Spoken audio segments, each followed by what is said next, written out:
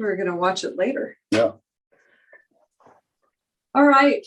So Brand X Kids Camps. The first thing I want to say about this is I think most everybody I've spoken to thinks about the programming for the camp first, which makes a lot of sense because we're trainers and that's what we do every day.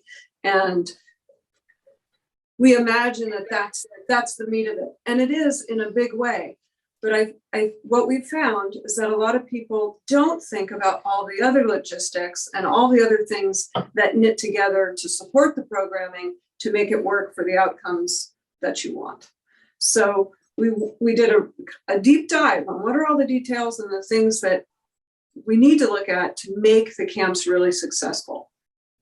And I thought the best way to sort of give a framework to that is to think about the prepare, practice, play model. And that what we're going to talk about is prepare, practice. And then the play is the actual camp when you're moving and things are going, right? So the prepare, practice part is the part we need to dig into right now to make sure that camp is successful. So there are four major areas here, and each one, there's just a lot of detail. I'm going to try and talk through it. Feel free, after we go through each of these columns, stop me, we'll have little discussions. You can ask questions because there's just a lot here.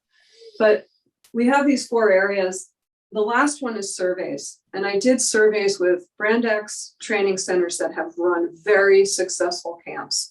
And I have 3 models and what they look like.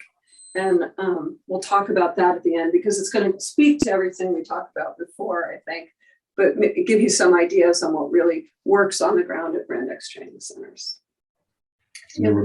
Just that we're going to mostly cover kids, and at the end we're going to talk about the difference